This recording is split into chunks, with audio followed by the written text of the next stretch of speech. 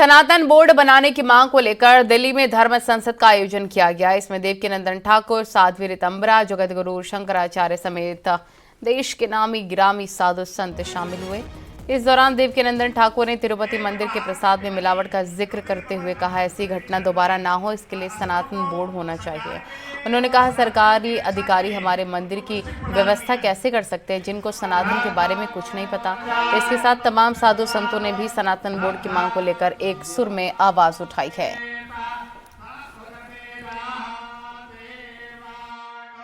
हम आपसे एक बात जानना चाहते हैं कि कोई व्यक्ति को हार्ट अटैक आ गया हो और हार्ट अटैक जिस व्यक्ति को आया हो डॉक्टर वहां पर ना हो और हम कह दें कि इन धर्माचार्यों में से एक को ले जाओ और इनसे कहो कि ये जाके उसका ऑपरेशन कर दें। Is it possible? संभव है? जवाब दीजिए, संभव है? तो जब एक धर्माचार्य किसी का ऑपरेशन नहीं कर सकता तो सरकारी ऑफिसर हमारे मंदिर की व्यवस्था कैसे कर सकता है जिसे का खा गा भी नहीं पता।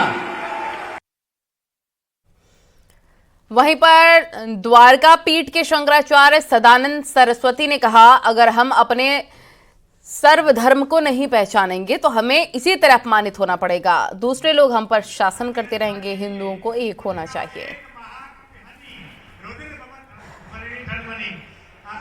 धर्म त्याग यदि हम करते रहेंगे, अपने स्वधर्म को नहीं जानेंगे तो हम इसी तरह से अपमानित होते रहेंगे, दूसरे लोग हम पर शासन करते रहेंगे। हुआ ना 800 साल 600 साल अंग्रेजों का शासन तो हमारे आपके पिताजी ने देखा।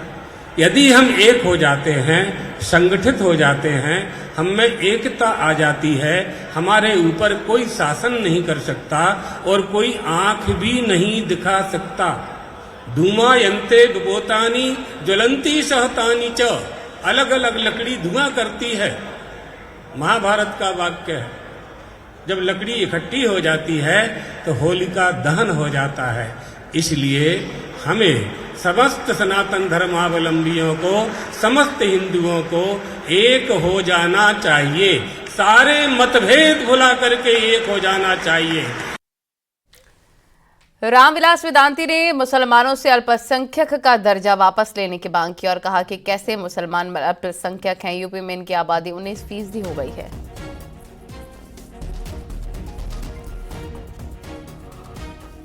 आज इस देश के अंदर समान नागरिक संहिता की आवश्यकता है।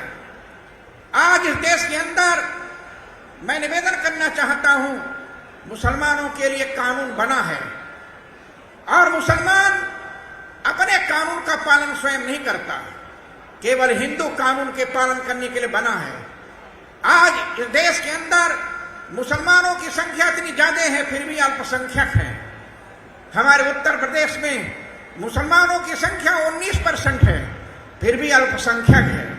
मुझे बड़ा आश्चर्य होता है और अल्पसंख्यक का दर्जा हमारी कोर्ट देती है। कोर्ट निर्णय करती है कि अलीगढ़ विश्वविद्यालय अल्पसंख्यक है। मुझे बड़ा आश्चर्य हो रहा है। आज मैं निवेदन करना चाहता हूं, हमारे उत्तर प्रदेश के कई जिले मुस्लिम बहुल हो गए फिर भी मुसलमान अल्पसंख्यक है। आज मैं सनातन बोर्ड की ओर से मांग करता हूं, मुसलमानों का अल्पसंख्यक दर्जा समाप्त किया जाए। ये मुसलमान अल्पसंख्यक नहीं है।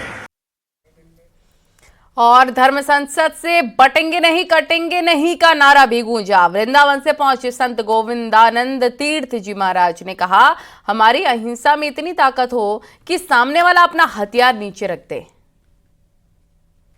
अभी नारा उठा था, अभी नहीं तो कभी नहीं। अब नारा लगाते हैं, अरे हम बटेंगे नहीं, हम कटेंगे नहीं, और बल्कि आगे बढ़कर कहेंगे, यदि सनातन वक्फ बोर्ड की स्थापना हो गई तो हम बटेंगे तो नहीं, कटेंगे भी नहीं, किंतु इतनी ताकत आ जाएगी हम काटेंगे। और जब हम काटेंगे तो याद रखिएगा, हमारी अहिंसा में इतनी ताकत होनी चाहिए कि सामने वाला आदमी हथियार नीचे रख दे। धर्म संसद में पहुंची जैन मुनि श्री आचार्य लोकेश मुनि ने भारत सरकार से समान नागरिक संहिता देश में लागू करने की मांग की। धर्म के आधार पर भेदभाव नहीं हो सकता है। मैं जैन संत आचार्य लोकेश मुनि भारत सरकार से मांग करता हूं, समान नागरिक संहिता इस देश में लागू की जाए।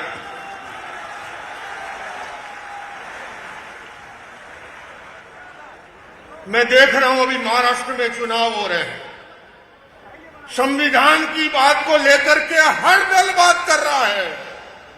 हमारा भारत देश एक संविधान और एक प्रधान की बात करता है, तो भला उस देश के अंदर धर्म के आधार पर भेदभाव कैसे हो सकता है? ये अन्याय है और आज उस अन्याय का खत्म करने के लिए ये धर्म संसद का आयोजन भारत की राजधानी में हुआ है। और धर्म संसद को संबोधित करते हुए दंडी स्वामी जी महाराज ने कहा, सनातन सबसे पुराना धर्म है, सभी मस्जिदों के नीचे मंदिर ही मिलेगा। हम तो कहते हैं कि अपने आप में जितने भी मस्जिदें हैं ना धरती पर, अगर सारे मस्जिदों को अपने आप पे तोड़ा जाए ना, तो सारे मस्जिदों के नीचे से अपने आप पे भगवान की प्रतिमा ही प्रकट होगी, क्योंकि इससे पहले कोई धर्म था ही नहीं। 95,000 करोड़ वर्ष पुराना सनातन धर्म है जिसमें हमारा विराजमान है। जितनी भी मस्जिद अगर तोड़ी जाए तो सबके अंदर से भगवान की प्रतिमाएं प्रकट होंगी। इसी सनातन धर्म की सुरक्षा के लिए वोट मनाया जा रहा है। और वहीं महंत राजूदास ने भी धर्म संसद को संबोधित किया और कहा कि बहुत जिहाद सुना था, वोट जिहाद भी स्टार्ट हो गया है। चादर फादर वाले क्या है महाराज जी, वो सिर्फ एक का ही बात करते हैं। बताइए ना, वोट जिहाद चल गया, बताओ। अभी तक तो थूक जिहाद चल रहा था, मूत जिहाद चल रहा था, लब जिहाद चल रहा था, लैंड जिहाद चल रहा था, धर्मांतरण जिहाद चल रहा था, आर्थिक जिहाद चल रहा था। अब बताओ, ऐसे ऐसे जिहाद शुरू कर दिया उन्होंने। अब वोट जिहाद शुरू कर दिया।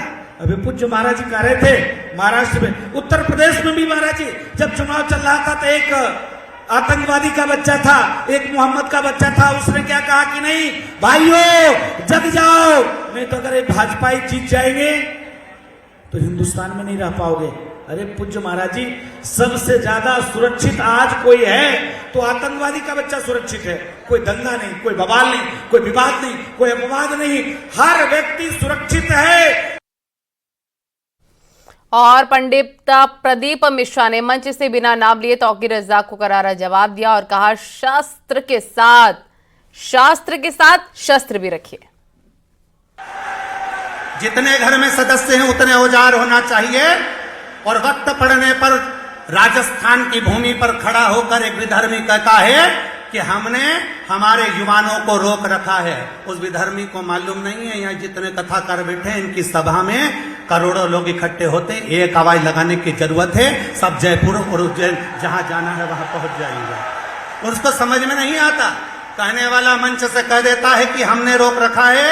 वो तो हम संविधान का सम्मान करते हैं, हम संविधान को आगे